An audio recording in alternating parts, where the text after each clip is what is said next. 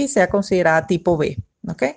Para terminar esta segunda parte de la agenda, es importante conocer otra herramienta incluida en la plataforma web del conocimiento. Ese es el factor de impacto de las revistas científicas que es publicado anualmente en el Journal Citation Report. El factor de impacto determina la calidad de una revista académica en particular en comparación con otras revistas en su campo. Y no solamente se utiliza para evaluar la calidad de las revistas, sino también para determinar la importancia de los autores individualmente y también, por ejemplo, para evaluar centros de investigación, grupos de investigación e inclusive las universidades.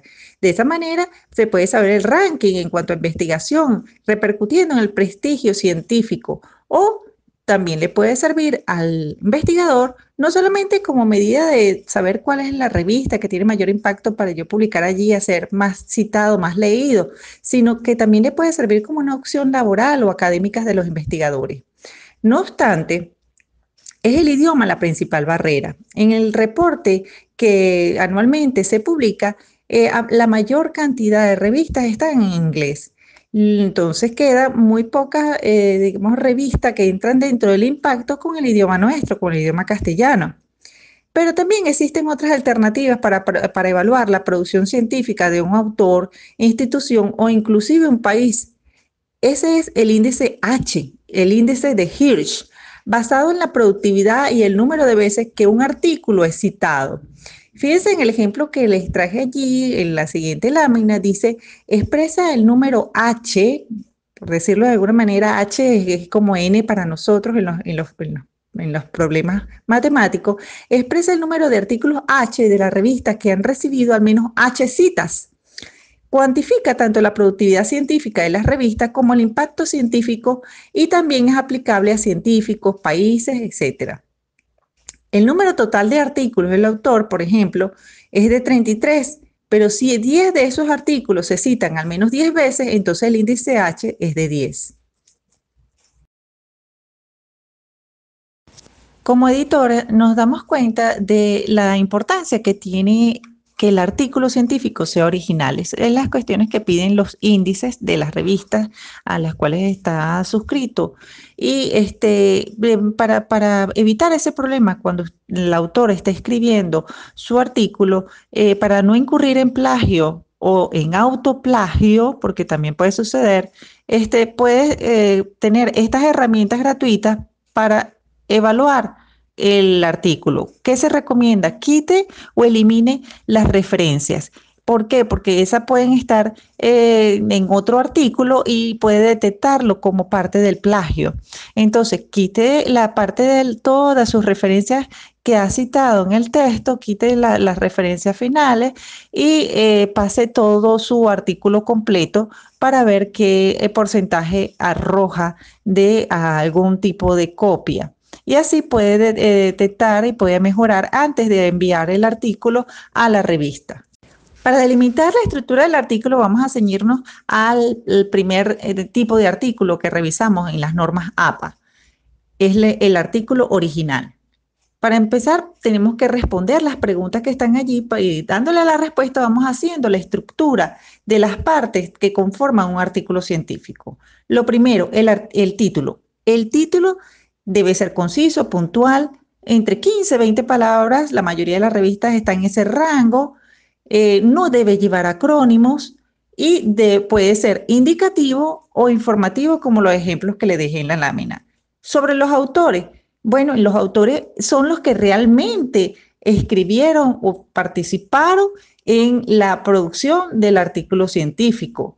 No puede colocar usted a un autor porque sea famoso y de repente, bueno, no sé, estoy hablando de Peter Drucker y pongo a Peter Drucker como un autor. Eso no es ético. Eso le pasó a una editora de la revista de Ciencias Naturales y bueno, ella se quedó asombrada, pues que el autor lo llamó y le dijo, mire, yo esas personas no las conozco. Eso es falta de ética y eso hay que evitarlo. Solamente los autores que realmente participaron en el estudio. Una vez que ha visto las láminas anteriores, puede ver la estructura de un artículo científico.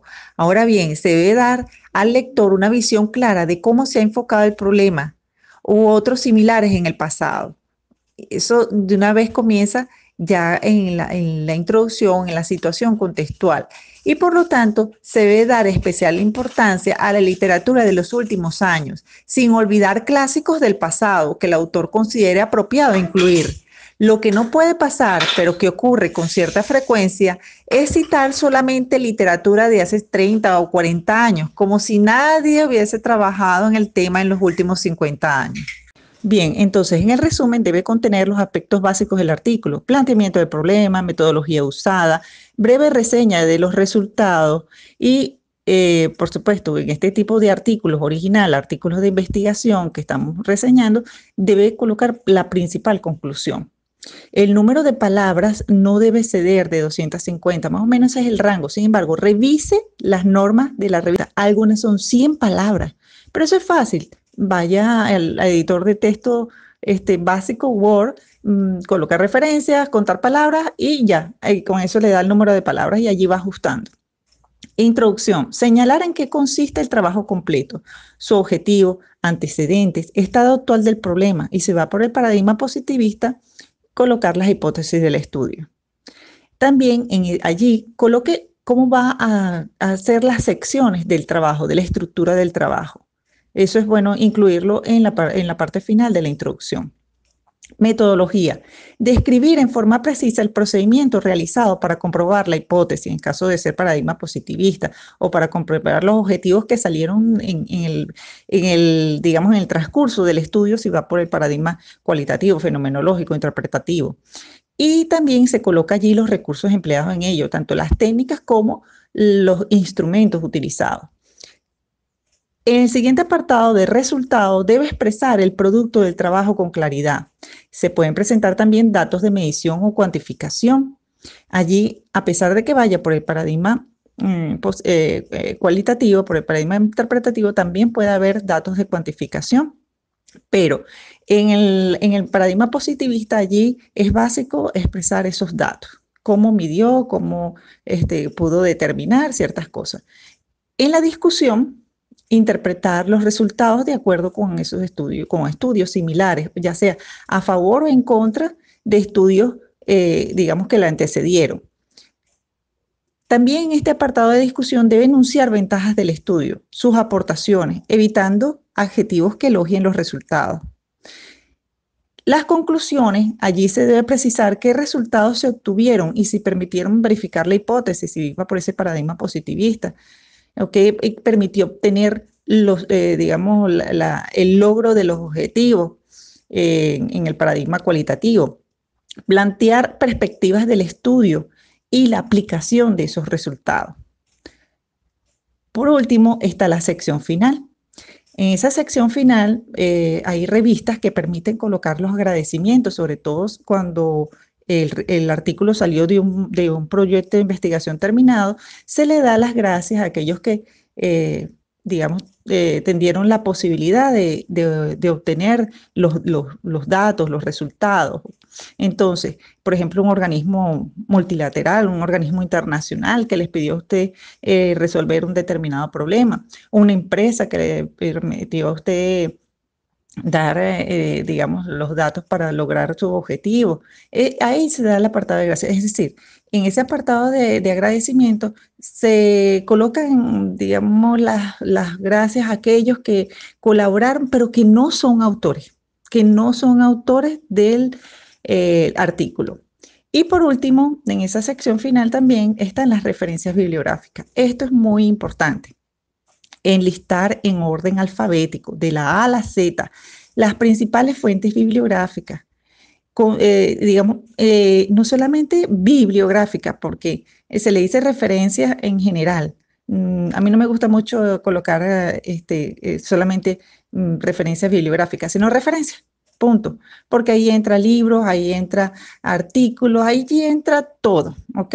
Entonces, allí lo importante es colocar todas las fuentes citadas, solamente las citadas en el texto.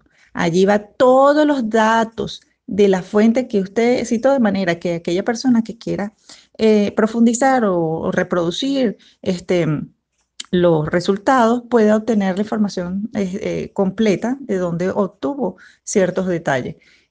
Bueno, siga la norma, las normas de la revista. Si es APA, hay diferentes normas de estilo. Ya les voy a colocar allí en la próxima lámina. Las normas y estilos más utilizados para citar y para hacer las referencias, está la norma ISO 690, está el estilo APA, el MLA, el Vancouver, el estilo Chicago, Harvard y así muchos otros. Es cuestión de que revise las normas de la revista a la cual usted le va a publicar para poder saber cómo va a hacer su cita y cómo va a colocar eso en todo autor citado debe estar en las referencias. Hay que cuidar ese detalle que es muy, muy importante. Muchas veces los estudiantes se nos acercan al centro de investigación para preguntar cómo hacer las referencias. Lo primero es averiguar el manual de estilo que utiliza la revista a la cual usted le va a enviar el manuscrito. Una vez que ya tenga claro cuál manual es, bueno, ya puede ajustar cómo se hace la referencia de un libro, cómo se hace una revista, cómo se hace una ponencia e inclusive las revistas traen un resumen, muchas veces traen el resumen de cómo hacer las referencias en cada uno de los casos.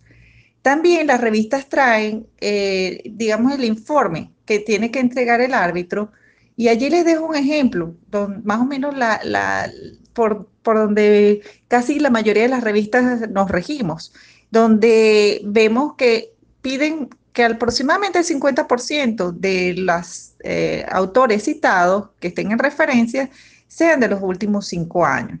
Eso ya es casi que una generalidad. Pero tomando lo que les dije anteriormente, en consideración que no debemos olvidar las obras clásicas de donde provienen las cosas. ¿Ok? Otro detallito es el cómo hacerlo de manera más sencilla, más fácil. Aplicaciones en el día de hoy, EasyBit. Esta aplicación permite inclusive que tú escanees el código de barra y ya de una vez te arma la referencia. O puedes ir a Google Académico, colocas el trabajo que estás buscando, el apellido, y los buscas o el título del artículo o lo que hayas utilizado, y allí te da de diferentes referencias de cómo debe colocarlo en su trabajo, si es un MLA, si es por APA, si es por ISO, y allí te da la forma digamos, de agilizar el trabajo. Sin embargo, a veces viene con detallitos y hay que revisarlo y es bueno que ustedes hagan ciertos, digamos, elementos a mano. Otro de los detalles que quería dejarles es que los editores utilizan en el procesador de texto Word las teclas en conjunto Control B. Háganlo como un ejercicio antes de enviar el manuscrito. Subrayen el apellido del autor que usted quiere buscar en el texto y coloquen la tecla Control B. Va a aparecer un navegador y cuántas veces ha citado. Allí en el ejemplo que le dejé en la lámina, ven 2 veces citados en la referencia más en el texto, perdón, y la referencia como tal. Entonces lo ven allí 3 círculos.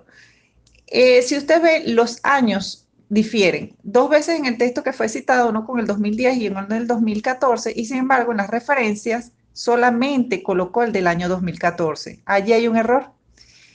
Entonces el autor debe colocar las dos ediciones que utilizó, tanto el del 2010 como el del 2014. Un último detalle para darles unos factores claves es los tiempos verbales.